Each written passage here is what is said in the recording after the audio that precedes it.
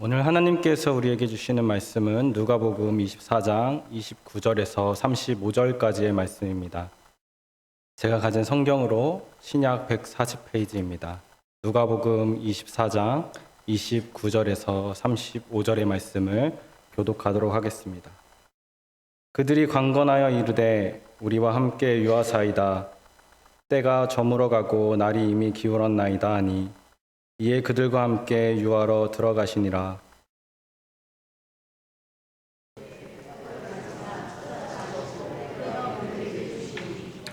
그들의 눈이 밝아져 그인 줄 알아보더니 예수는 그들에게 보이지 아니하시는지라.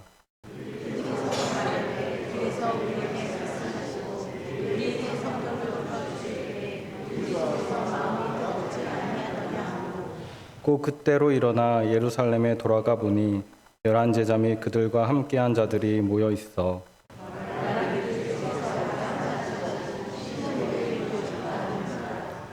두 사람도 길에서 된 일과 예수께서 떡을 떼심으로 자기들에게 알려지신 것을 말하더라. 아멘. 네, 간밤에 큰일이 있어서 오늘 얼굴을 뵙지 못하는 게 아닐까라는 그런 걱정을 했었는데요. 이렇게 또 얼굴을 뵙게 되니 너무 좋네요.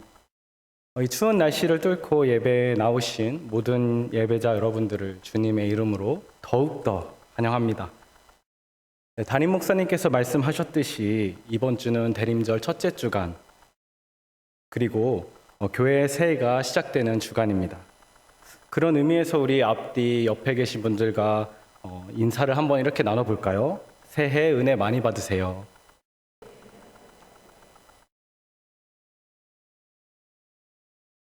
네, 교회를 다니는 우리들은 세 번의 새해가 있습니다. 교회 새해 12월, 그리고 신정, 구정, 이렇게 세 번의 새해가 있는데요. 서로 하나님의 은혜가 가득하도록 저희에게는 세 번이나 인사할 수 있는 그런 기회가 있는 거죠. 우리가 새해가 되면은 한 해의 기대를 적곤 합니다. 글로 적지는 않더라도 스스로의 목표를 마음속에 새기곤 하죠. 혹시 우리 성도님들께는 올 한 해 기대하셨던 부분들이 있으십니까? 그리고 기대하셨던 그것들을 이루셨습니까? 우리가 기대하던 것들이 이루어졌을 때 너무나 기쁘긴 하지만 가장 기쁠 때는 기대하지 않았던 것들이 이루어졌을 때 더욱더 기뻤던 것 같습니다. 전혀 예상하지 않아서 기쁨이 2배 혹은 3배가 되는 것 같습니다. 그래서 생일 같은 때에 깜짝 생일 파티를 당한다면은 다들 너무나 깜짝 놀란 얼굴을 하기 때문에 사람들은 그 장면을 동영상으로 남겨서 매해가 지날 때마다 이때 너무 좋았지, 그때는 몰랐었는데 이렇게 나를 위해서 준비해준 그 마음들이 너무나도 감사하구나 하고 되돌아보는 때가 있는 것 같습니다. 그와 반대로 우리가 기대하고 소망하던 바들이 이루어지지 않았을 때 그때는 어떻습니까? 예를 들어서 올해는 승진의 기회가 왔고 드디어 내 차례가 되었는데 회사의 사정상 혹은 다른 문제가 있어서 승진을 못하게 됐을 때, 그럴 때 말이에요. 혹은 약도 먹고 운동도 열심히 하면서 건강 수치가 정상 범위에 들어오기를 기대했지만 여전히 떨어지지 않고 그대로일 때 우리는 어떻습니까?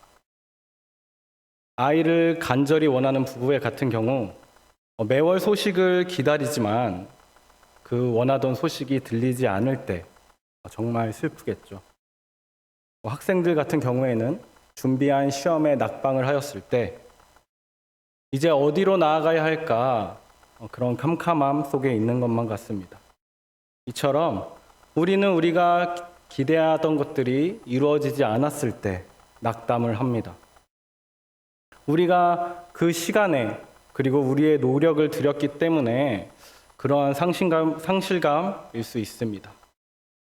그런데 이런 기대에 대한 실망감도 있지만 사람들과의 관계에서는 그 실망감이 더욱더 크게 와닿는 것 같습니다. 여러분들은 가장 큰 배신감을 언제 느끼나요? 오랫동안 신뢰했던 그 누군가, 그 사람에게 실망했을 때에 더 아픔이 크겠죠. 우리나라 속담에 이런 속담이 있잖아요. 다시죠. 믿는 도끼에 발등 찍힌다. 가장 믿었던 사람에게 배신을 당했을 때 발등을 도끼로 찍는 것과 같은 그런 아픔이 있다라는 말인 것 같습니다. 이처럼 우리의 기대의 반대편에는 실망이 있습니다. 기대가 크면 클수록 그의 반대로 실망도 더욱더 크게 느껴지는 법이죠. 오늘 말씀에 등장하는 이 엠마오로 가는 두 제자도 마찬가지였습니다. 그들에게는 예수님에 대한 기대가 있었습니다. 그리고 이런 기대가 있었던 만큼 그들에게는 실망이 다가왔습니다. 오늘 말씀이 기록된 누가복음 24장 앞에 부분에는 예수님께서 부활하시고 그 첫째 날에 일어난 일들이 기록되어 있는데요. 여인들이 무덤을 찾아가서 예수님의 시신을 찾았던 그 사건, 그리고 천사들이 예수님께서 부활하셨다는 그 소식을 전달하게 되는 거죠. 베드로도 직접 무덤으로 달려가서 빈 무덤을 확인했으니 말이죠. 그런데 조금 이상하지 않나요? 분명히 본문 앞부분에는 예수님께서 부활하셨다는 소식을 전했는데 그 소식을 전해 들었던 이 두 제자는 예루살렘에서 예수님을 기다리면서 준비하고 있었던 것이 아니라 예루살렘을 등지고 엠마오로 지금 걸어가고 있었던 겁니다. 약 25리, 11km 정도나 되는 그 길을 슬픈 기색을 띠고 슬픈 표정을 짓고 터벅터벅 그렇게 걸어가고 있었던 거죠. 도대체 이들에게 어떤 기대가 있었길래 예수님이 부활하셨다라는 그 소식을 듣고서도 이처럼 슬퍼하면서 길을 걸어갔던 걸까요? 다가온 예수님조차 알아보지 못하고 낯선 이로 여겼던 이 제자들. 우리는 실망해서 지금 엠마오로 가고 있는 이 제자들에게 찾아오시고 동행하시며 그들에게 새로운 기대를 심어주시는 예수님을 오늘 설교 가운데 살펴보고자 합니다. 먼저 예수님은 슬퍼하는 우리에게 찾아와 물으십니다. 오늘 말씀 17절입니다. 예수께서 이르시되 너희가 길 가면서 서로 주고받고 하는 이야기가 무엇이냐 하시니 두 사람이 슬픈 빛을 띠고 물러서 서더라. 예수님께서 이 제자들에게 다가와서 나누는 이야기를 들으시고 이 이야기에 대해서 다시금 묻습니다. 예수님께서 이 이야기를 모르셔서 물으셨을까요? 예수님께서 당하셨던 일인데 당연히 알고 계셨겠죠. 당연히 알고 계셨지만 예수님께서는 다시 한번 물으시면서 제자들이 겪었던 그 상황, 그리고 그 상황 가운데 어떤 마음이었는지, 어떤 생각이었는지 그것을 듣기 원하셨던 겁니다. 이것은 마치 모든 상황을 알고 있는 어머니가 아이를 불러서 오늘 무슨 일이 있었니? 오늘 학원은 왜 안 간 거야? 라고 물으시는 것과 같습니다. 그 마음을 들어보고 싶은 거예요. 어떤 마음이었을까? 어떤 상황이었을까? 이 이야기를 모두 다 알고 있지만 예수님께서는 마치 처음 듣는 것인 마냥 듣고 계십니다. 사실 제자들은 이 이야기를 묻는 사람이 예수님인 줄 몰랐잖아요. 그저 낯선 이로 알고 있었기 때문에 묻는 것을 이상하게 여겼던 것이죠. 이들의 눈이 가려져 있었기 때문에 낯선 이로 여기고 예루살렘에서 있었던 일을 왜 그렇게 모르는지 궁금해했습니다. 이 몰라본 제자들은 예수님께 상세히 그 날의 이야기를 설명을 합니다. 예루살렘에서 얼마나 큰 소동이 있었는지 이야기를 하는 거죠. 이 메시아인 예수님께서 십자가에 못 박혀 죽으셨다는 이 사실을 떠올리자 이 제자들은 격양된 채 그 설명을 계속 이어갔습니다. 그들이 예수님과 함께 했던 그 시간을 하나하나 이야기했던 거예요. 나사렛 예수님은 하나님과 모든 백성 앞에서 말과 일에 능하신 선지자셨습니다. 이렇게 말을 하면서 그들이 보았던 병자들을 고치시고 귀신을 쫓아내시고 하나님 나라를 전파하시던 그 예수님을 말을 했죠. 그리고 이때 이 제자들의 기대가 나타납니다. 우리는 이분이 이스라엘을 구속할 자라고 바랐습니다. 이 엠마오로 가는 두 제자에게는 예수님이 이스라엘의 구원자 메시아였던 거죠. 맞습니다. 그 말은. 그런데 이들이 믿었던 그 메시아는 조금은 달랐습니다. 보리떡 5개와 물고기 2마리로 남자 5,000명을 먹이고도 남을 향해 많은 그런 음식을 제공했던 그 이야기가 있죠. 바로 요한복음 6장에 기록되어 있는데요. 이 말씀을 보면은 이 사람들이 예수님을 왕으로 세우려고 했다고 기록이 되어 있습니다. 우리가 알고 있는 그 왕과는 조금은 다르게 이 시대를 살고 있던 이스라엘 민족들은 예수님을 어떤 식으로 왕으로 세웠는지 우리는 너무나도 많은 설교와 성경을 통해서 알고 있죠. 이 당시 많은 메시아 운동들이 일어났습니다. 예수님 이외에도 이 사람이 메시아일까, 저 사람이 메시아일까 이렇게 궁금해하면서 많은 이스라엘 민족들이 그렇게 바랐는데요. 예수님은 달랐습니다. 그분의 권능과 지혜, 가르침은 그 이전에 누구와도 비교를 할 수 없었던 것이죠. 예수님이 일하는 그 모든 일들 가운데에는 구약 성경에서 예언되었던 그 선지자들의 예언과 일치했습니다. 그런 예수님께서 예루살렘에 올라간다라는 그 사실이 너무나도 기대가 되었던 거죠.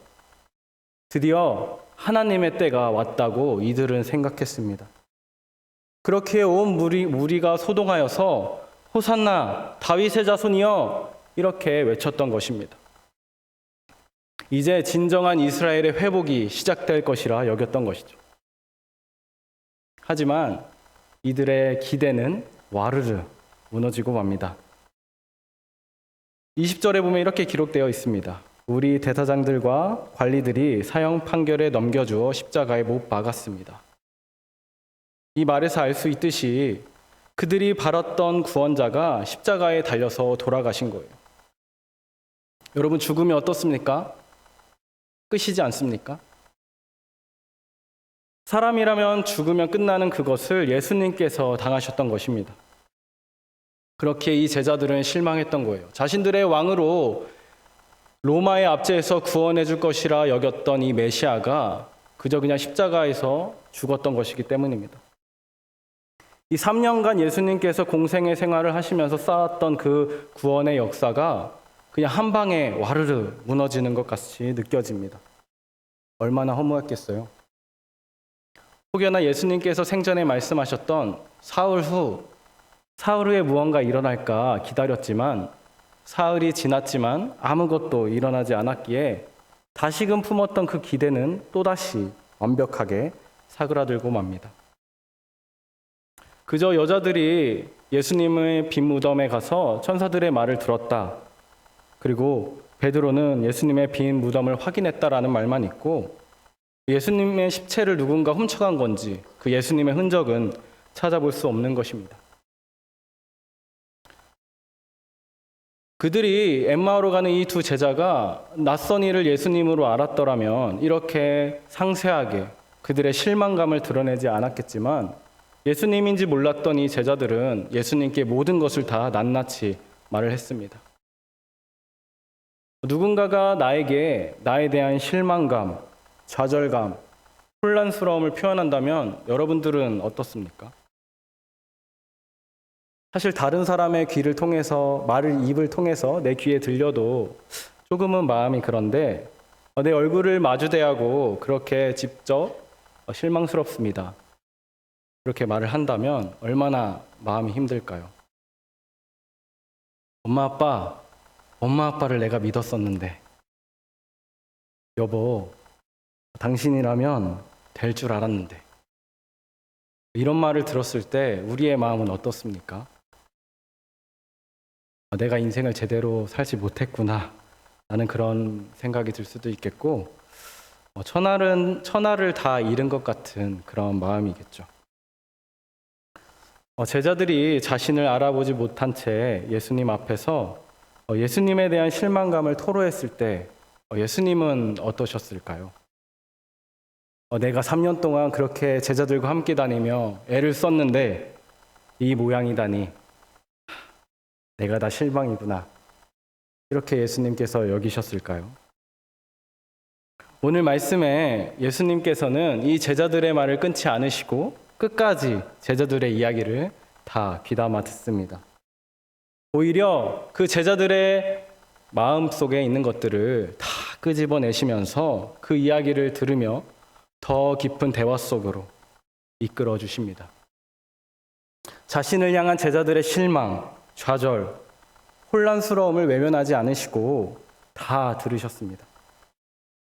제자들은 이렇게 예수님께 모든 것을 털어놓으면서 뭔지 모를 따뜻함을 느꼈을 것 같습니다.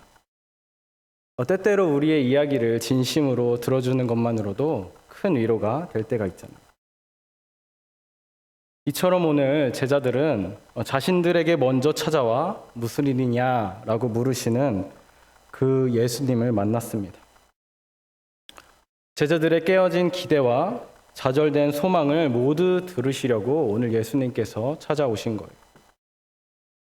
우리 하나님께서는 제자들에게 그러하셨듯이 오늘 이 시간 우리에게도 이미 찾아와 계십니다. 우리가 하나님을 찾아 이 예배의 자리에 온 것 같지만 하나님께서는 먼저 이곳에 와 계셨고, 우리가 두 손 모아 하나님께 기도하지만 그 이전에 하나님께서는 우리의 이야기를 듣기를 원하시면서 귀 기울이고 계셨습니다. 마치 엠마오로 가는 그 두 제자들이 예수님을 찾지도 않았는데 어느샌가 예수님께서 그 옆에 오셨던 것처럼 우리에게도 우리가 찾지도 않았는데 예수님께서는 먼저 와 계십니다. 우리의 발걸음이 어디로 향하든, 우리의 마음이 얼마나 실망으로 가득 차 있든 하나님은 우리를 먼저 찾아오시는 그런 존재이십니다. 하지만 우리는 고민에 빠져, 문제에 빠져, 생각에 빠져 이미 와 계신 하나님을 보지 못할 때가 너무나도 많습니다. 그래서 우리가 혼자 모든 것을 해결하려고 하고 내 힘으로 극복하려고 하지만 그 실패의 늪에서 빠져나오지 못하고 더 깊은 어둠 속에 빠져 있곤 합니다. 성도 여러분, 오늘 우리에게 먼저 찾아오시고 따스한 품으로 초대하시며 우리의 이야기를 귀 기울이고 계시는 하나님을 발견하시길 소망합니다. 예수님께서 엠마오로 가는 제자들에게 그러셨듯이 우리의 모든 실망, 좌절, 혼란스러움을 하나님께서는 그대로 나누며 깊은 관계로 우리를 초대하고 계십니다. 예수님께서는 그저 들어주신 것을 넘어서 둘째, 진정으로 깨닫게 하십니다. 말씀 25절에서 26절입니다. 이르시되 미련하고 선지자들이 말한 모든 것을 마음에 더디 믿는 자들이여, 그리스도가 이런 고난을 받고 자기의 영광에 들어가야 할 것이 아니냐 하시고, 예수님께서는 제자들이 예수님을 오해하고 있는 이 상황을 그냥 넘어가지 않으십니다. 이 제자들의 생각과 경험 그리고 판단에 의해서 한 오해들을 바로잡아 주시는 거죠. 제자들이 가진 예수님에 대한 기대는 마치 세상의 왕처럼 이스라엘을 로마의 손에서 구원해 주실 것이라는 그런 기대였습니다. 로마와 같은 또 다른 나라가 이 예수님을 통해서 일어나는 것, 다윗의 왕국이 회복되는 것이 이 제자들의 기대였습니다. 이것이 바로 이 시대를 살아갔던 이스라엘의 그 사람들이 가졌던 예수님, 메시아에 대한 기대였습니다. 하지만 이는 하나님의 계획했던 방식이 아니었습니다. 성경에서 말하는 하나님의 구원 계획은 이렇습니다. 방금 읽으신 이 26절의 말씀처럼 그리스도가 이런 고난을 받고 자기의 영광에 들어가야 할 것이 아니냐, 이렇게 예수님 스스로 메시아의 고난과 영광을 이야기하고 있습니다. 그리고 뿐만이 아니라 유대인들이었던 이 제자들은 사실 이것을 알고 있었습니다. 성경 이사야가 고난의 종으로 오실 것을 예언했고요. 그리고 시편의 많은 구절들이 메시아의 고난을 예견했습니다. 이 두 제자는 이미 성경에 기록되어 있고 알고 있음에도 불구하고 성경대로 하나님의 구원 계획을 기대하고 소망했던 것이 아닙니다. 그저 그 당시에 많은 이스라엘 사람들이 생각했던 방식, 그리고 세상의 논리가 이 제자들이 생각했던 그 방식입니다. 자신들이 생각했던 통쾌한 방식으로 하나님의 구원 계획을 기대했던 것입니다.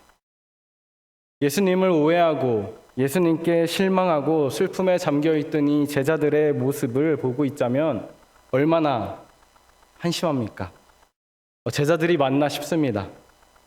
자신들의 기대처럼 생각처럼 일하시지 않는 하나님을 원망하는 것이 참으로 믿음이 없어 보이는 것이죠.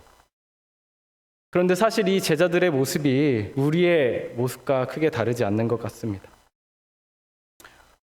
우리는 기도로 하나님께 묻기보다 하나님이 우리에게 해주신 말을 듣기보다 세상의 상식대로 세상의 지혜대로 모든 것을 해결해 달라고 그렇게 요구할 때가 많지 않나요? 그러나 이러한 우리들의 어리석음과 교만함에 대해서 하나님은 꾸짖지만 않으십니다. 오늘 예수님께서는 제자들에게 미련하고 마음에 더디 믿는 자들이여 라고 말하고 있지만 그 이후에 다시 한번 성경을 풀어서 설명해 주십니다. 그렇게 하나님의 말씀을 다시 한번 이 제자들에게 들려주시는 것입니다. 마치 막 말을 시작해서 모든 것이 궁금해 이거는 뭐야? 이거는 뭐야? 이거는 뭐야? 라고 수백 번 물어보는 그 어린아이들에게 대답해주는 부모님처럼 말이죠. 27절의 말씀 이에 모세와 모든 선지자의 글로 시작하여 모든 성경에 쓴 바 자기에 관한 것을 자세히 설명하시니라. 예수님은 제자들이 놓치고 있던 그 하나님의 크신 구원 계획을 성경을 통해 하나하나 보여주십니다. 마치 빛이 어둠을 밝히듯 말씀으로 제자들의 혼란한 마음을 밝혀주셨던 것이죠. 로마의 왕처럼 구원해 주실 거라는 그 시대의 기대가 아니라 고난과 영광이라는 하나님의 구원 계획을 다시 한번 알려주십니다. 이 예수님의 성경 말씀을 듣고 32절에 이렇게 기록되어 있습니다. 우리 속에서 마음이 뜨겁지 아니하더냐. 이 제자들의 고백입니다. 예수님이 전해주신 하나님의 말씀을 들을 때에 하나님의 마음과 연결되어서 심장이 쿵쾅 쿵쾅 그렇게 뛰어나는 생명력이 돋았던 것입니다. 우리도 종종 이 하나님의 계획을 우리의 좁은 시각으로만 바라볼 때가 있습니다. 마치 작은 창문으로 세상을 바라보면서 그것이 세상의 전부인 양 여기는 것처럼 말이죠. 우리 눈에 보이는 대로, 우리가 배운 대로, 우리가 경험한 경험 안에서만 모든 것을 판단하려고 하는 것이죠. 하지만 하나님의 방법과 계획은 우리가 측량할 수 없습니다. 선하신 하나님께서는 나에게 가장 좋은 방법으로, 가장 좋은 때에, 가장 완벽한 방법으로 우리에 대한 하나님의 계획을 이루어 가실 것입니다. 제자들이 하나님의 마음에 연결된 것처럼 우리도 말씀과 기도와 찬양 가운데 하나님의 참된 진리를 발견하시는 그런 예배자들이 되시기를 주님의 이름으로 소망합니다. 셋째, 예수님은 자신을 완전히 보여주심으로 우리를 새롭게 하십니다. 두 제자는 이런 낯선 이로 여겼던 예수님을 강권하여서 함께 음식을 하자고 권합니다. 예수님의 말씀을 들을 때에 이 제자들의 마음이 뜨거워졌기에 낯선이지만 이 낯선인 예수님과 함께 시간을 보내고 싶었던 거예요. 30절에 그들과 함께 음식을 잡수실 때에 떡을 가지사 축사하시고 떼어 그들에게 주시니 이렇게 기록되어 있습니다. 이렇게 함께 식탁의 자리에 앉으신 예수님께서는 떡을 가지시고 축사하셨습니다.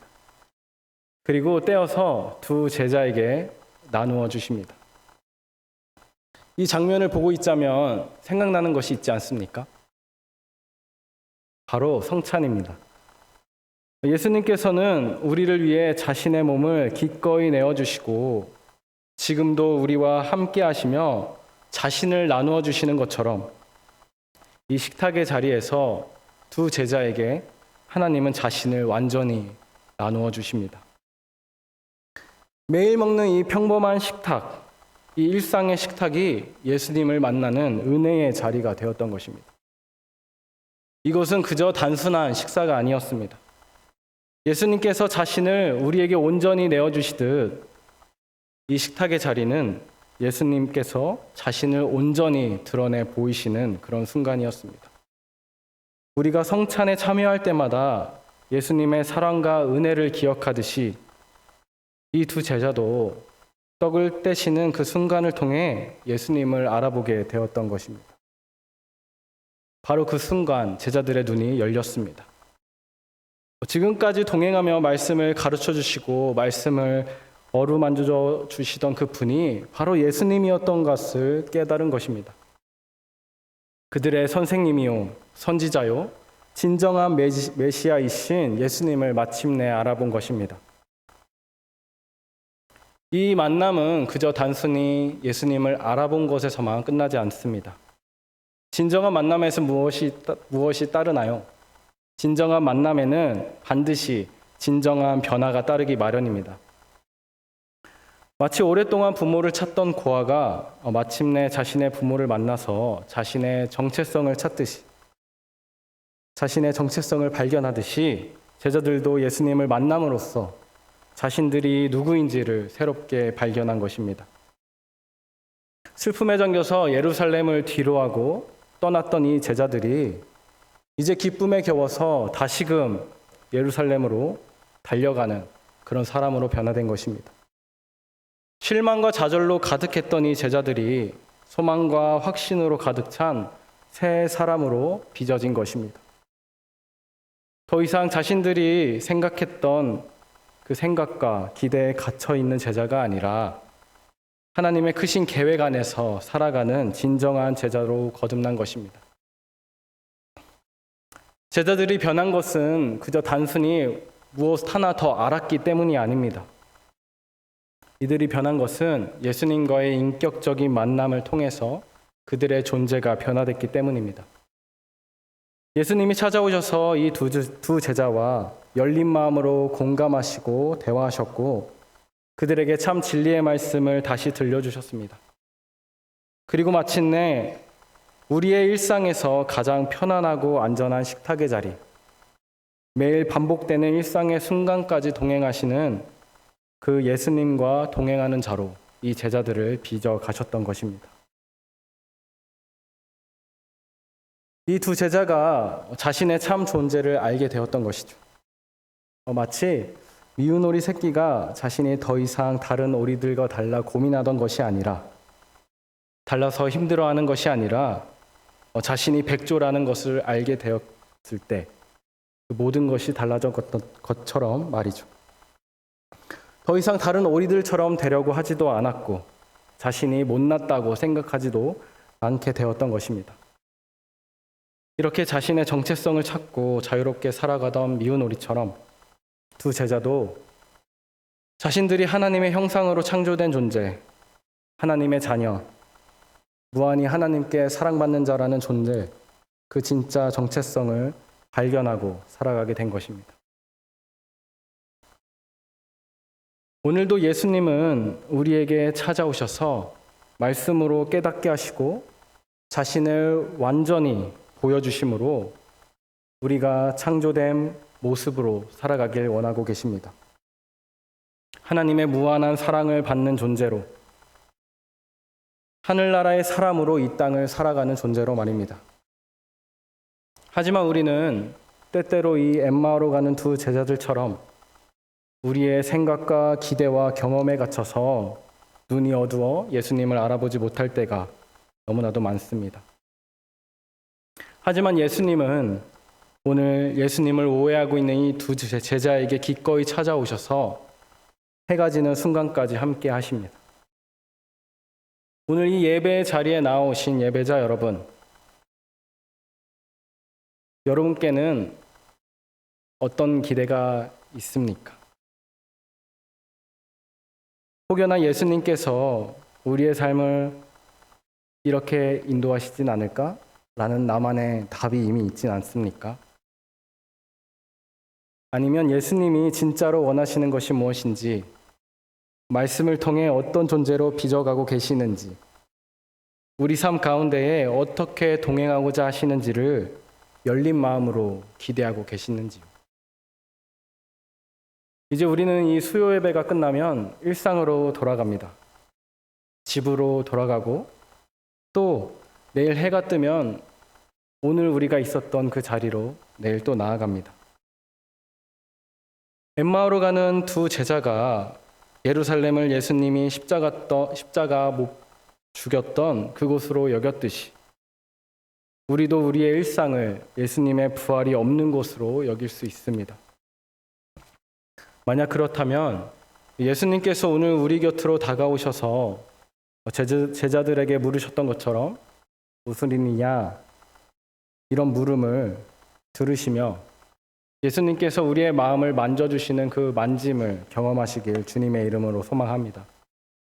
그리고 말씀을 통하여 진리를 가르쳐 주셨듯이 실패와 좌절을 오히려 부활의 영광으로 변화시켜 주시길 주님의 이름으로 소망합니다. 제자들이 간곡히 청하여 대접한 그 식사를 예수님께서 축복하시며 자신을 내어주신 것처럼 우리가 하나님께 드린 일상의 모든 것들을 통해 하나님의 일하심을 발견하실 수 있기를 축복합니다. 그런 하나님의 축복이 모든 예배자들의 삶 가운데에 그리고 저의 삶 가운데에 넘쳐나기를 소망합니다. 오직 유일한 하나님께서 우리의 인도자 되심을 온 마음과 뜻을 다하여 삶으로 고백하는 저와 이곳에서 예배하는 예배자 여러분들이 되시기를 주님의 이름으로 간절히 축복합니다. 우리 다 같이 설교 말씀을 기억하면서 찬송가 286장 주 예수님 내 맘에 오사 찬양하시겠습니다.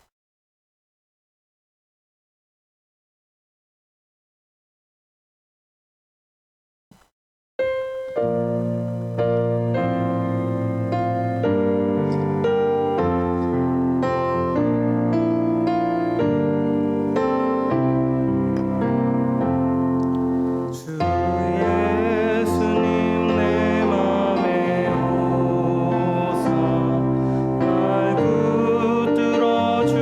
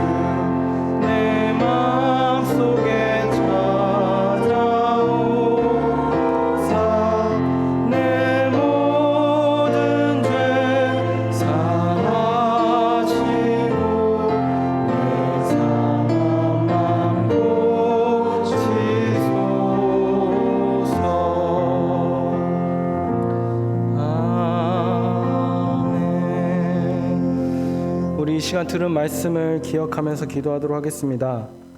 오늘 말씀에서 두 제자는 예수님과 살아생전 함께하며 시간을 보냈지만 그들의 경험과 해석을 통해서 예수님을 기대하기만 했습니다. 우리도 때때로 하나님을 우리의 경험과 지식의 틀 안에 가두어 두고 우리가 원하는 방식으로 일하기를 바라며 기도할 때가 있습니다. 하지만 예수님께서는 그런 우리에게도 찾아오십니다. 우리 마음속 이야기를 따뜻하게 들어주시고 하나님의 마음을 보여주시며 함께하자 손 내밀어 일상 가운데로 초대하고 계십니다. 우리 이렇게 기도합시다. 하나님, 우리에게 들려주시는 그 음성을 따라 우리의 경험과 생각과 감정과 본성의 바벨탑이 허물어지게 하옵소서. 하나님이 우리의 기대가 아닌 하나님께서 심어주시는 진정한 소망을 품게 하옵소서. 하나님, 일상 가운데 주님과 함께 손잡고 하나님의 나라를 만들어가게 하옵소서. 이렇게 주님의 이름을 부르시면서 다 같이 통성으로 기도하시겠습니다. 사랑의 주님, 온전히 주님께서 우리를 인도하고 우리를 부르시는 그 음성을 듣기 원합니다. 하나님께서 얼마나 우리를 사랑하시는지 우리는 미처 알지 못합니다. 우리는 그저 우리의 생각대로, 우리의 경험대로, 우리의 생각대로 하나님을 그렇게 판단하면서 하나님의 계획을 바라보는 것이 아니라, 하나님의 소망을 품는 것이 아니라 내가 원하는 대로, 내가 생각하는 대로 그렇게만 살아갈 때가 너무나도 많습니다. 하나님, 이런 바벨탑들을 무너뜨려 주시옵소서. 진정히 우리가 쌓아야 할 그것이 무엇인지, 믿음의 반석 위에서 쌓아야 될 그 하나님의 나라가 무엇인지를 깨닫게 알게 하여 주시옵소서.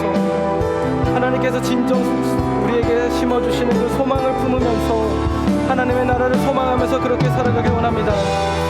하나님, 우리의 일상 가운데에서 그렇게 하나님께서 우리의 손을 잡아주시는 것을 우리가 깨달아 알길 원합니다. 언제나 우리에게 먼저 찾아와 우리에게 손 내밀어 주시며 우리에게 말씀하시는 그 하나님의 음성을 듣길 원합니다.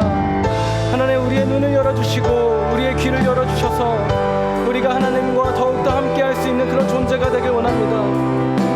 새 존재는 새 포도주에 담아야 되는 것처럼 우리가 하나님께 어울리는 그런 존재로 더욱더 빚어가시는 그 하나님의 놀라운 계획과 그 놀라운 섭리 가운데에 더욱더 주님께 순종하며 나아가길 원합니다. 하나님께 헌신하길 원합니다. 하나님께 우리의 마음을 내어놓길 원합니다. 하나님, 예배의 자리에 찾아오신 그 하나님의 손을 붙잡고 나아가길 원하오니 주님, 우리와 함께하여 주시옵소서. 하나님, 우리와 함께하시는 그 주님의 음성을 듣고 나아가길 원하오니 온전히 주님께서 인도하여 주시옵소서. 온전히 주님께서 인도하여 주시옵소서.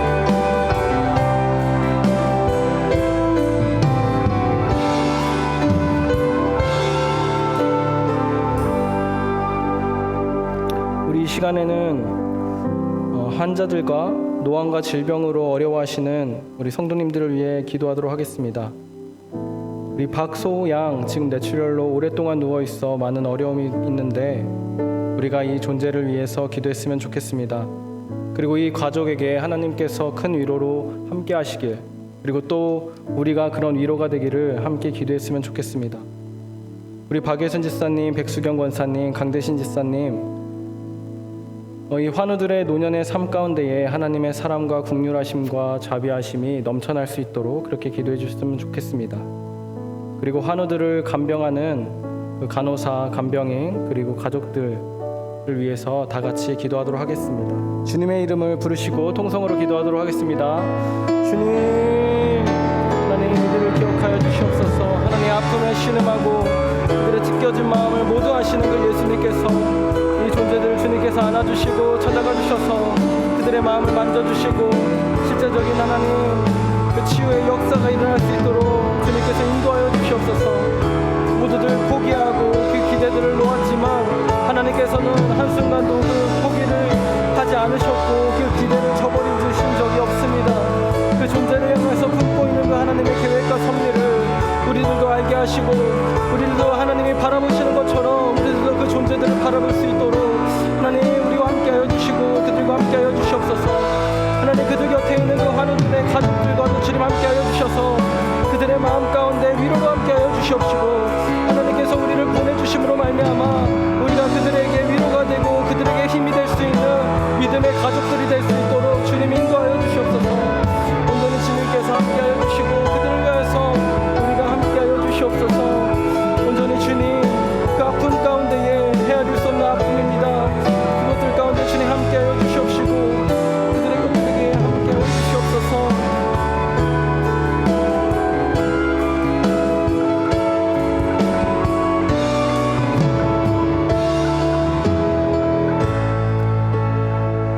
마지막으로 선교사님들과 선교지를 위해 기도합시다.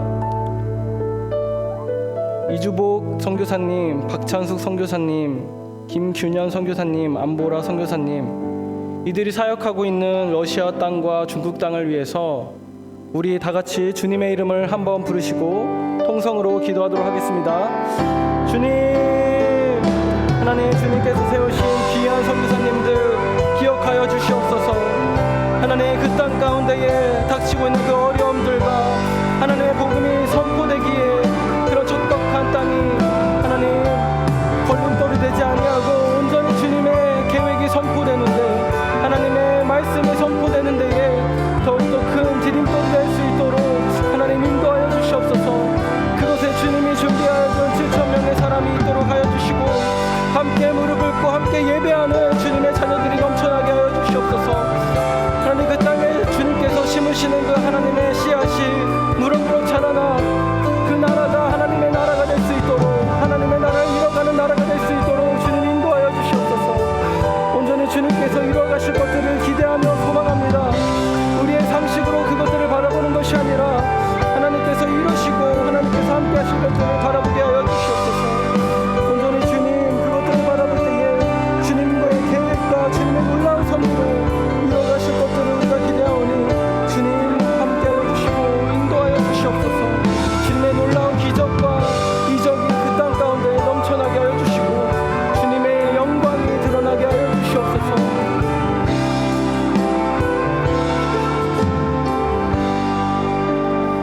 우리 이 시간 계속해서 본인이 가지고 나온 기도 제목으로 다 같이 기도하도록 하겠습니다. 주님의 이름 한번 부르고 기도하도록 하겠습니다. 주님,